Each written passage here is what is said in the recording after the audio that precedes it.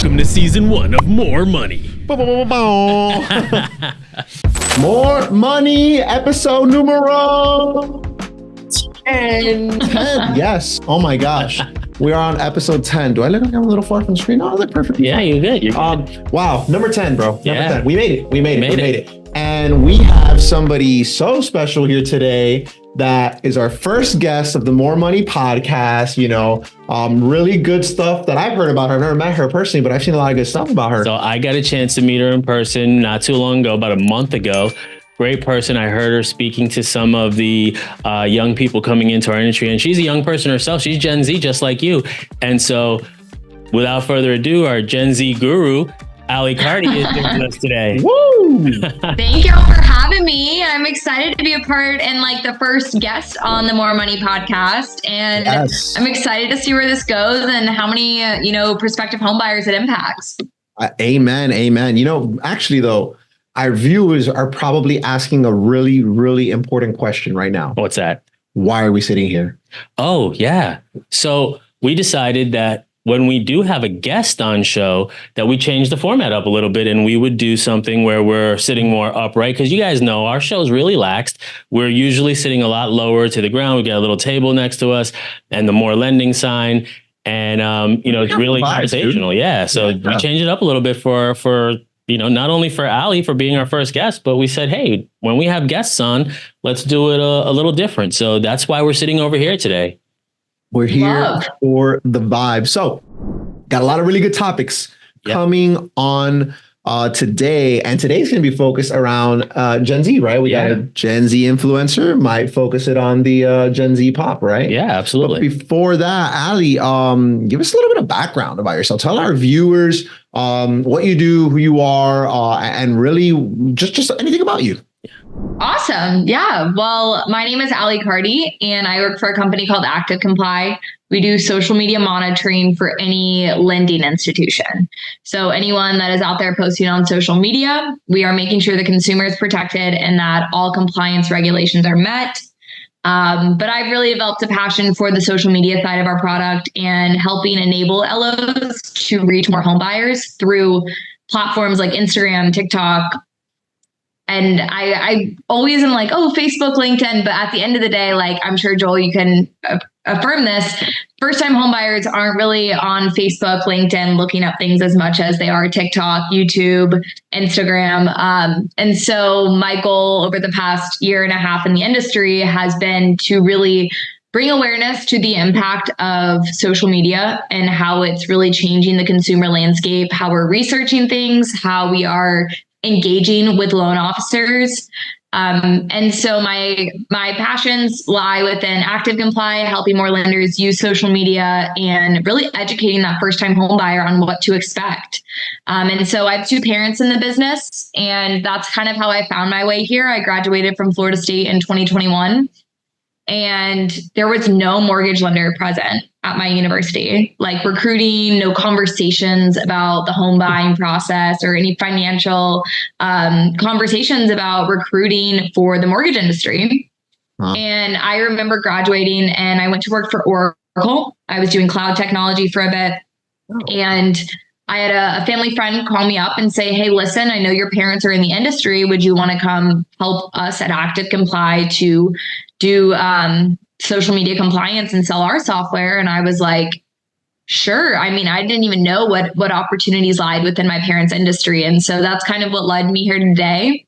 I do a lot on LinkedIn to raise awareness. I'm starting an Instagram, TikTok presence on a professional side. Of course, I have a personal side as well to those. But yeah, that's my little elevator speech. And I'm excited to be here today and kind of talk about that Gen Z population. That's awesome. I'm going to tell you something right now. Yeah. You're going to feel so old in this conversation because, Ali, I related to so many things you just said. Number one, Florida State.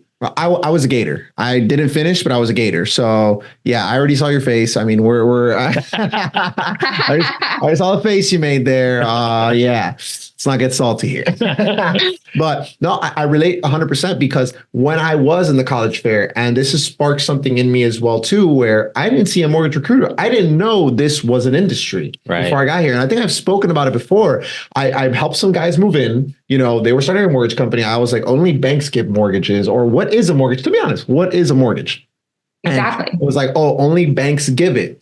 So when they said they did it, I was like, interesting. So I threw myself in the different sector, right? I became into loan originator. I didn't get on the corporate side, I guess you would say, but threw myself in there, and it's pretty funny. So I've also been building that background on Instagram more so than LinkedIn, Ali. I think me and you are kind of in the inverse. I've been building my audience very much on LinkedIn. I mean, on Instagram, been building it on TikTok a lot actually now. Yeah.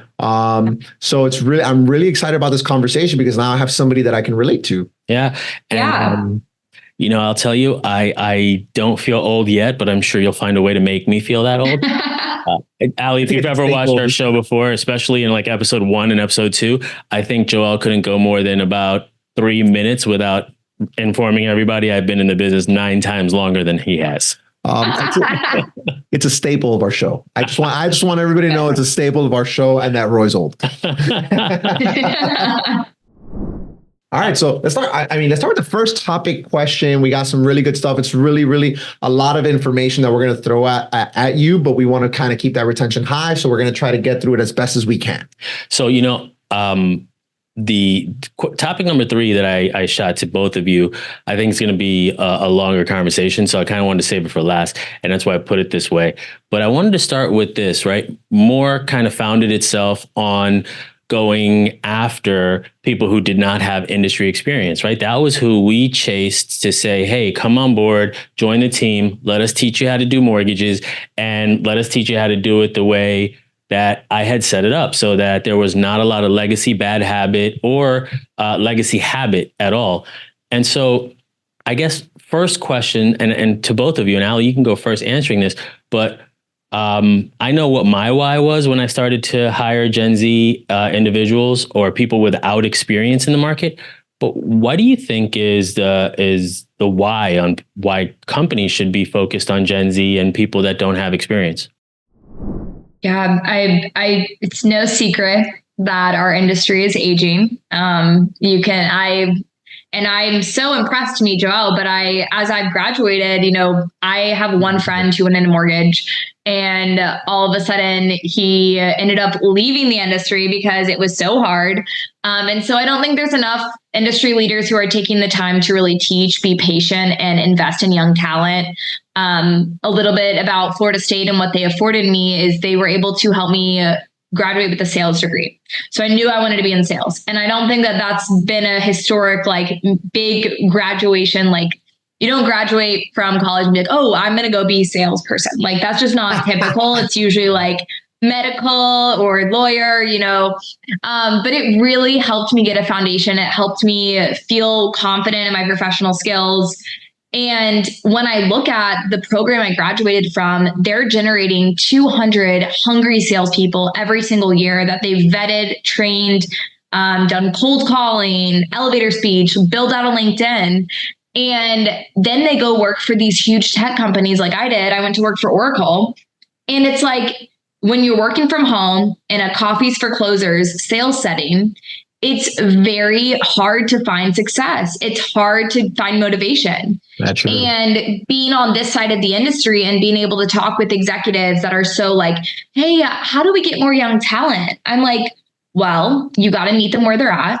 You got to be present in conversations that they're having, because there are really hungry salespeople that want to learn and be mentored and dedicate their time to a career that's going to be fulfilling. And when I talk to my mom about her why in the industry, it's always been, at the end of the day, helping someone achieve the American dream of homeownership. And I think it's going to be so pivotal for industry leaders to say, hey, this is what we get to do. Do you want to be a part of it? And regardless of experience, and I think what MOR is doing and the program with NAMBA and Lennar and everything that I've been seeing that's investing in young talent has me so excited, because people need to know about the mortgage industry. And the more people that are talking about their occupation and mortgage, the more conversation about home ownership happens. So that would be my 2 cents on why it's so important for people to be looking at Gen Z, regardless of what the market looks like today. I love that. Wow. I mean, first of all, let me tell you, the articulation is amazing. Great. And the reason I say that is because the majority of people I interact with in the South Florida market are not as articulate as you are, especially in your age group. And maybe because they're in my office, there's quite a few of them and they're all hanging out with each other while they're working through the course of the day. So there's a little bit more of the outside or out of the office type lingo that comes into play. And so it's refreshing to hear somebody that's your age. And then, the way you come off, it's very much like you've been in the industry for a long time, or that you've just been in the working force for a long time. So kudos to you. Thank you. On that. Yeah. Are you dissing me on my own show? I mean, kind of. It was like, is that what's going on right now? It was, what do you guys call it? It was like kind of like a low key jab. Yeah. You know what, Ali? We're out of time, actually. It's crazy. But I'm so glad we It was only fair. You're roasting about age. He had to come back a little bit. That's right. You know what, Ali? Friendly banter. He's got it. You did mention the aging mortgage demographic. Oh my gosh. I couldn't agree with you more, Ali. I mean, it's, what you just spoke about so much is kind of the way that I felt. And Roy has said this multiple times, right? So when I started, just to give you a little bit of background on me, when I started, like I said, it was a true story. I was moving these guys into their new office, to their mortgage. They were starting their mortgage company. I was like, what do you do? I got my license 30 days later. I was like, might as well, right? At that time, I didn't have anything going for me. Ali, if you didn't know, I mean, if you watch my past videos, at that time, I was removed from UF for some trouble I had gotten into, right? I was kind of figuring out my life, and I was given this opportunity, and I was like, you know what? I got nothing going on. Why not? Threw myself in there. Now, what you said was so important, was that not enough industry leaders are focusing on developing the talent, right? Because when I was at that time, nobody focused on me. Nobody gave me the time of day to teach me how to do a mortgage, to teach me how to do anything. I learned everything I did on my own. I was fortunate enough that we had somebody that joined that could not pass their test. And so I was referred business, right? They were like, hey, I have a ton of business. I need somebody to take care of it. So I was given into it, but I was thrown in the fire. I had to figure it out, and I had to learn how to do loans. Now, what happened was he left after a short time, and I was like, okay, well, lead source stopped. How do I get more leads, right? And nobody taught me how to do that either. But I went on, I found, the guy who ran the company at first used to pass out books, stupid books. But one of them hit me. I looked at them and I was like, oh, so then not really stupid books. Well, he gave me 10. One of them hit. So 10% conversion ratio is not the best.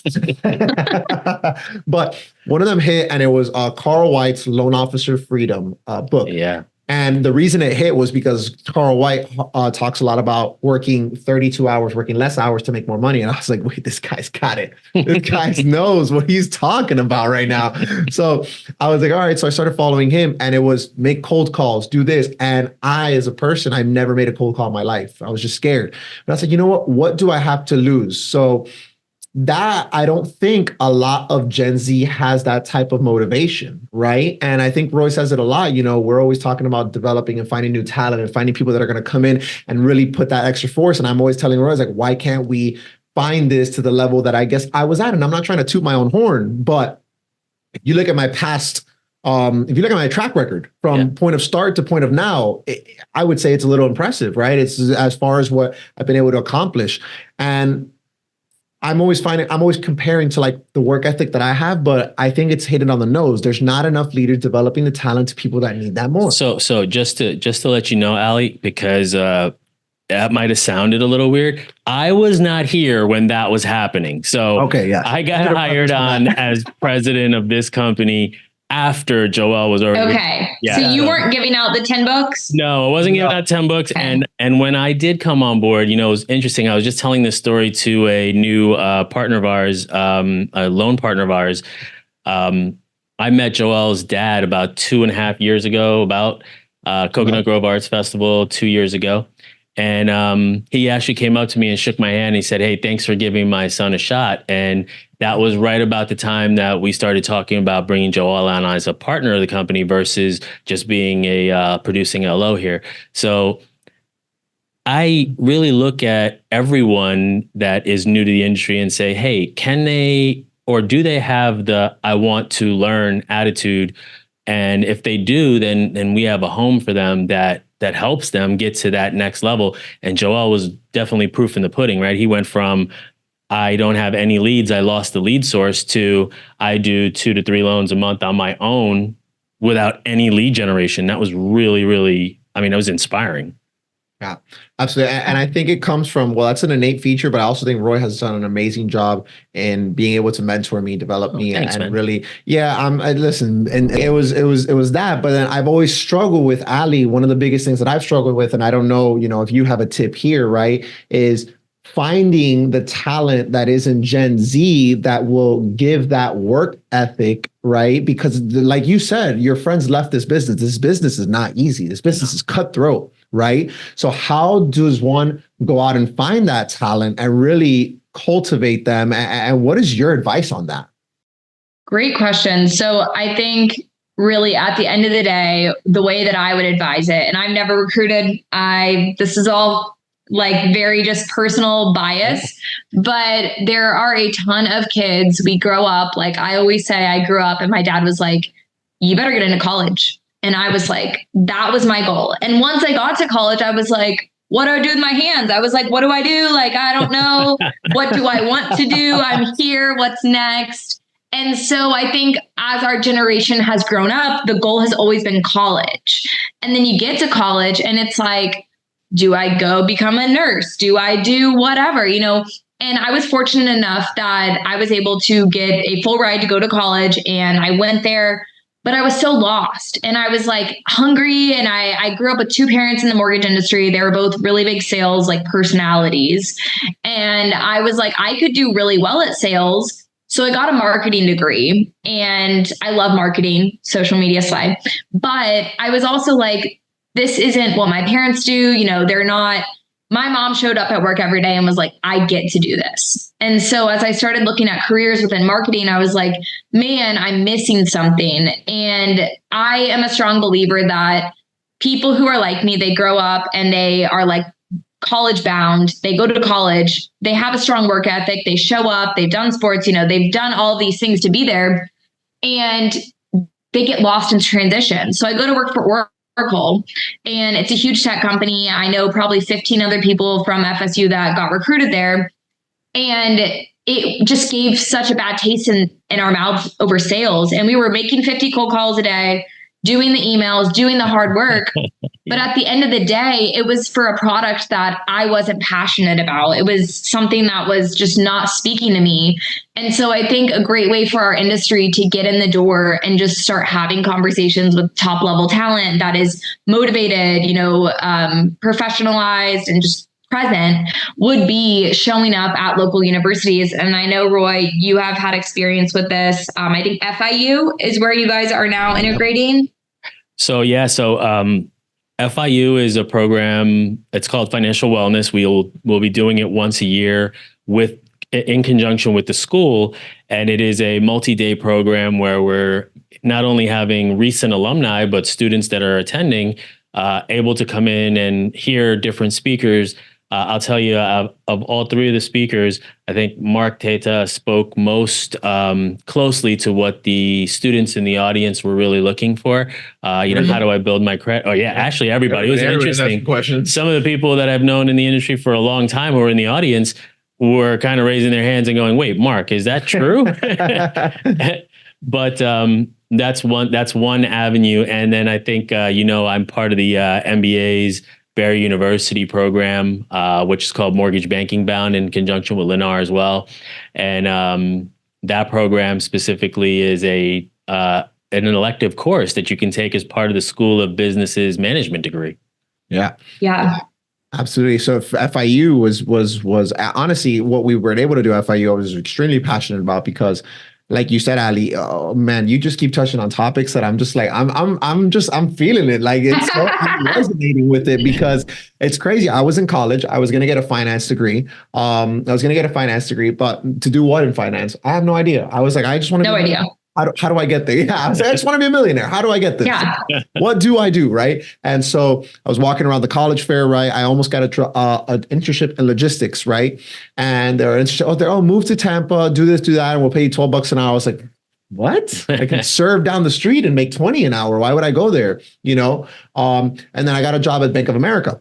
Yeah. And at Bank of America, I was a teller, right? What they call it, a CSA, customer service something. Whatever it is, it's a fancy title to say I deposited checks.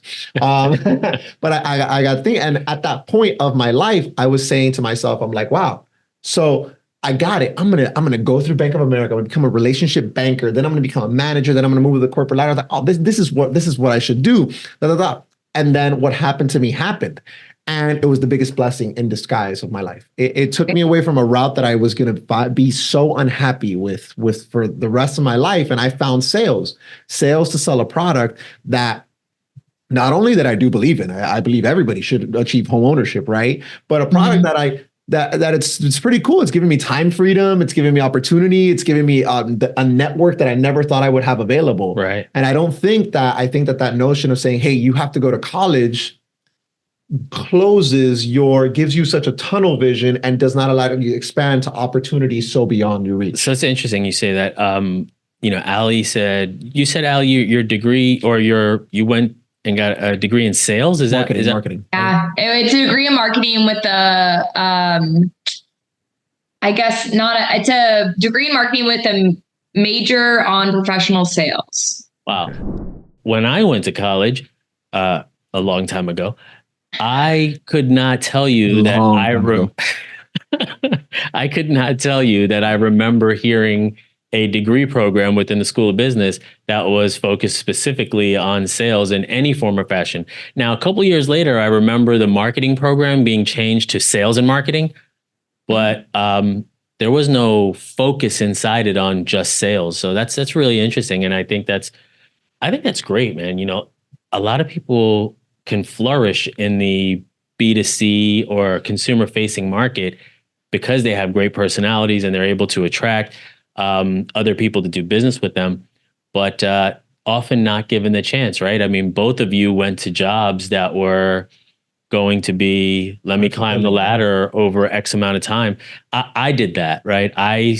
In my freshman year of college, I started my first job with a company called Mellon Mortgage, which eventually became Chase. And I climbed the corporate ladder all the way until 2014 when I became CCO to Better.com and then became head of compliance to Taylor Morrison Homes, Taylor Morrison Home Funding, which is the mortgage side of the business there.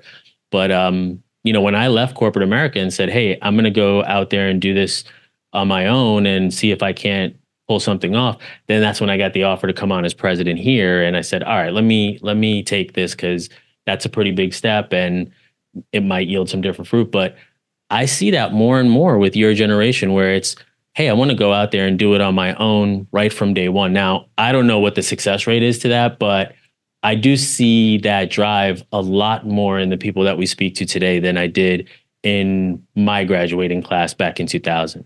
I'm glad you listed your employment history so people believe me when I say you've been. Oh my God. So, Ali, what are some of the major obstacles that you think your generation is facing as far as entry to home ownership?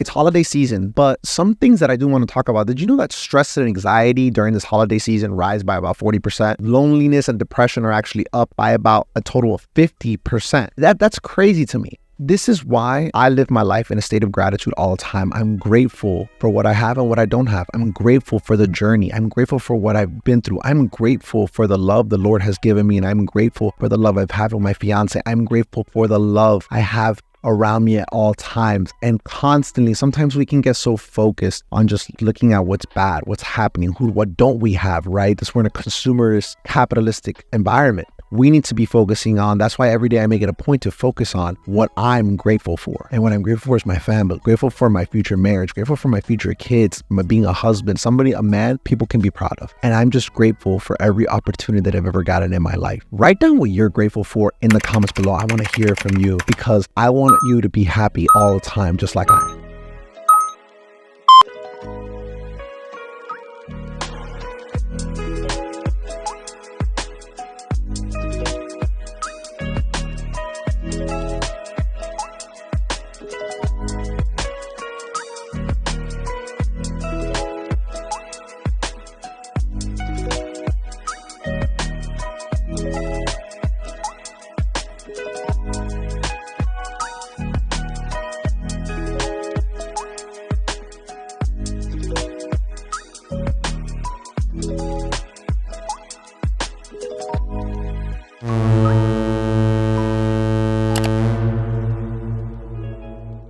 So, Ali, what are some of the major obstacles that you think your generation is facing as far as entry to homeownership? Well, another not huge surprising answer. Affordability is going to be it's going to be tough. I'm looking to buy here in Nashville, and it is just insane. So outside of home prices, I think, and as I've talked to first-time home buyers, the biggest missing piece is education within those individuals in my age group. Like I share this story a lot. Like I'll go places with my girlfriends and they'll be talking about, we're like, oh, I've renewed my lease. And it's never like a conversation of, well, have you thought about how much money you're spending that's going towards rent every year? Or like, have you sat down and looked? And I'm opening those conversations. And when they realize it's like $36,000 or $28,000 a month in rent, it's like, that's a lot of equity you could be building. That's a lot of money. Financially preparing yourself as you age.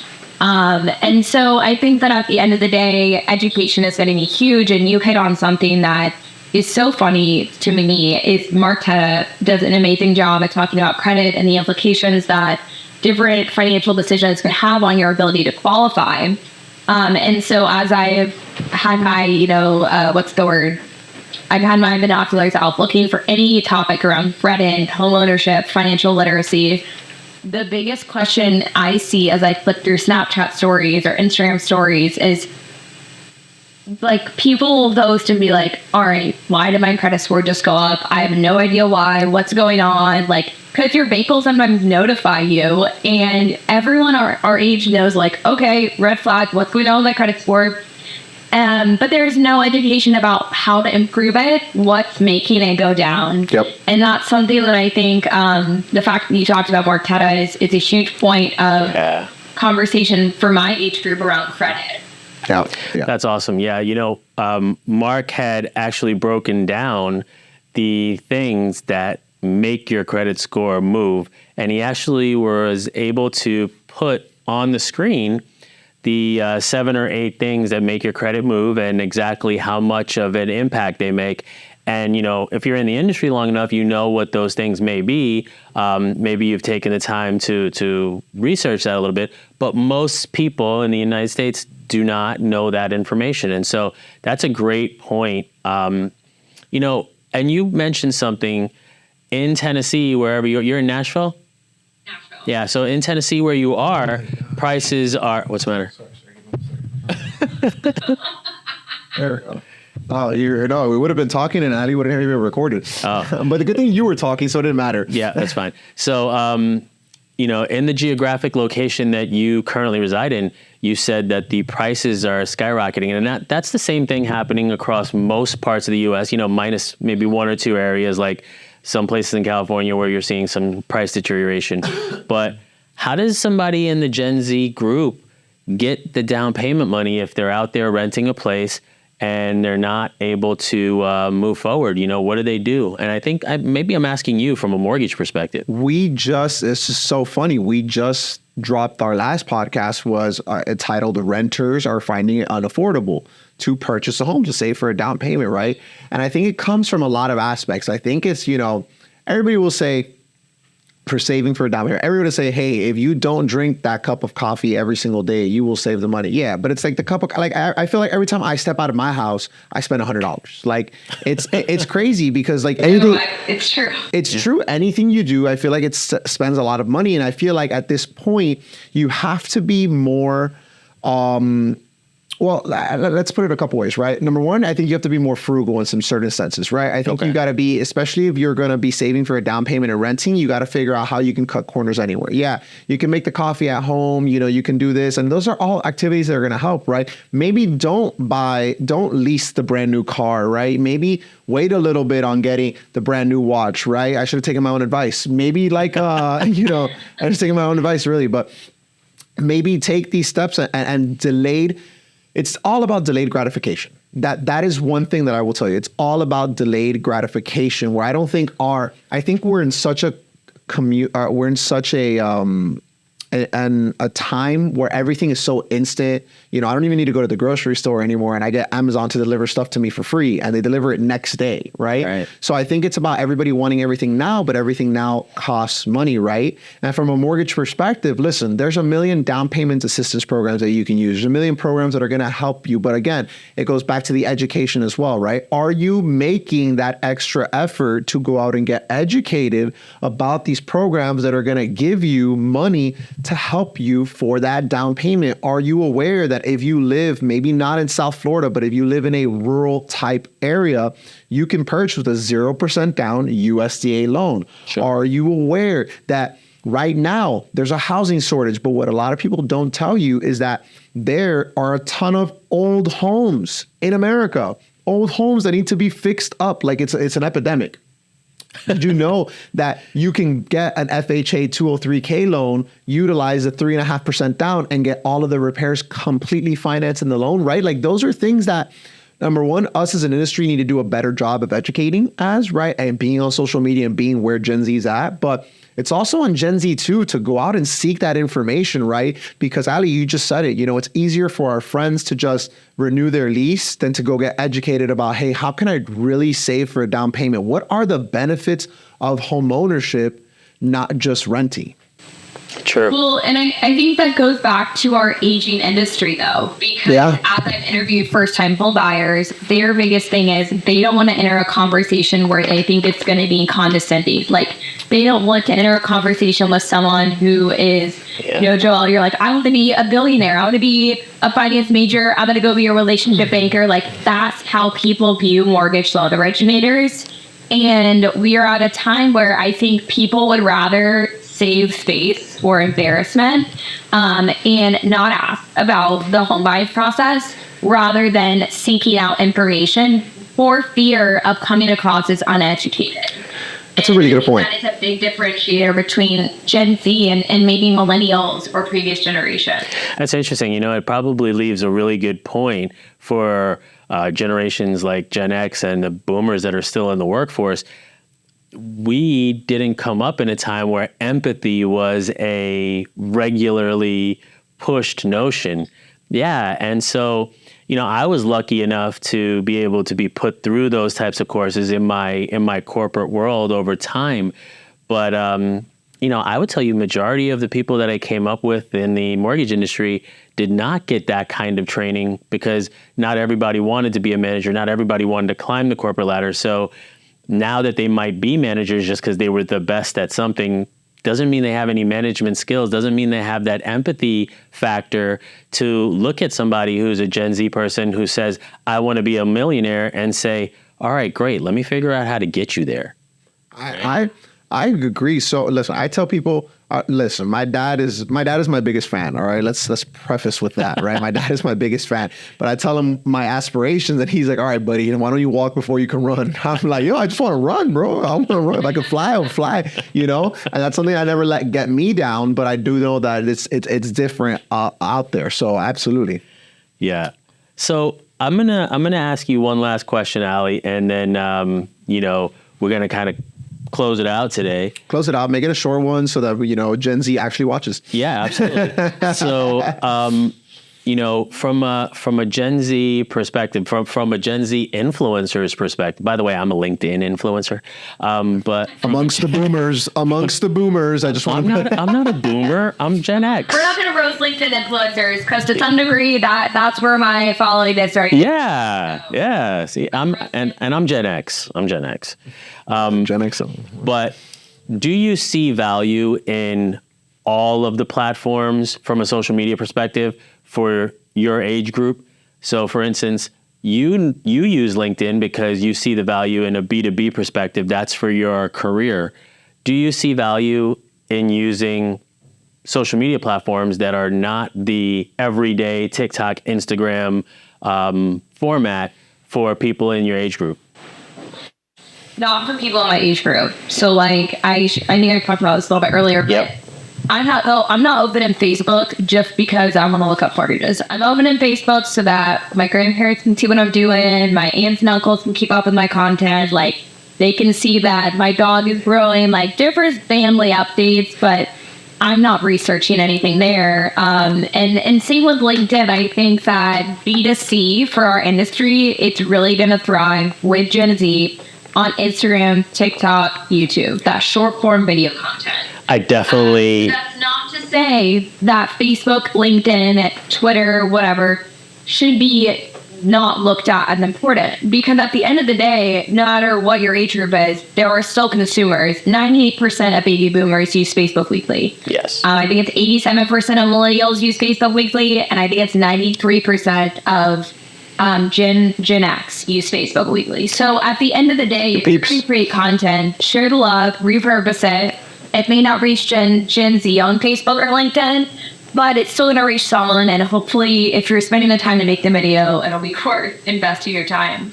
That's perfect. It's actually that's exactly the road I wanted to go down to end this episode. And thank you so much for being our first guest, Ali. But to end this episode, I wanted to make sure that we emphasize, if you're looking at the Gen Z millennial market, you definitely need to be on the platforms of today.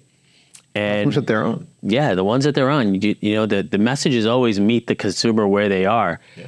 But social media in a lot of people's minds just means Facebook, just means, Twitter, just means one of those things. And it's not anymore. And you have to be in 6 different places. So that last comment you made, Ali, about repurposing your content and placing it everywhere, it's one of our funnel teachings here about creating long form content and then cutting it up and repurposing it to every platform. So you get the YouTube success at the same time, you're able to cut that up and put it on TikTok, Instagram, Facebook stories rather than Facebook, and create that move from there. I just started using TikTok stories. I've had a TikTok account and I've posted plenty of times, but I just started using TikTok stories. And so yeah, definitely. It's crazy. And I think you probably spend the time to make the video. I've talked to enough loan officers that they're like in their head about it. They're like, I'm going to go back and forth. If you're going to spend an hour on content, might as well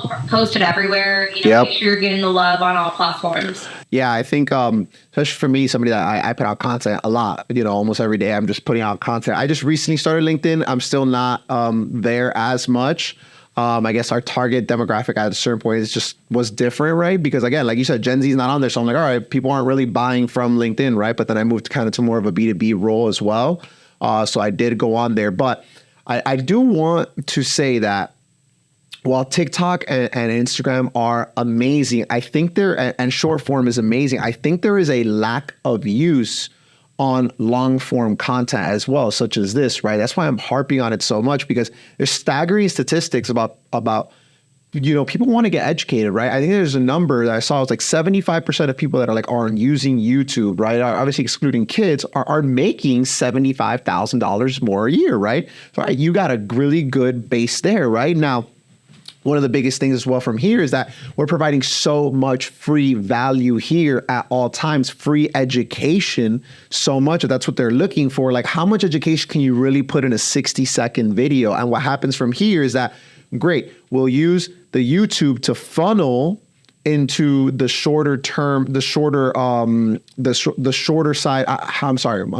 The short form content. We use the YouTube long form to funnel into the short form content, but so that we can engage with our audience in the short form and drive them Instagram. back. Yeah, on Instagram and TikTok, right? Because at the end of the day, those are engagement apps too, right? Sure. Because if you're just pumping out content and all you're doing is pumping out content, but you're not engaging with your audience, you're not putting up funny stories, right? You're not doing that. You're not going to get the results that you want. And that's one thing I've really learned now is that I'm always like, if you see my videos are always like very well edited by my editors, by my team. You know, they always look really dope. And I'm like, why am I doing this as much anymore? Right? Like, it's like, I'm seeing it's not getting the traction it used to.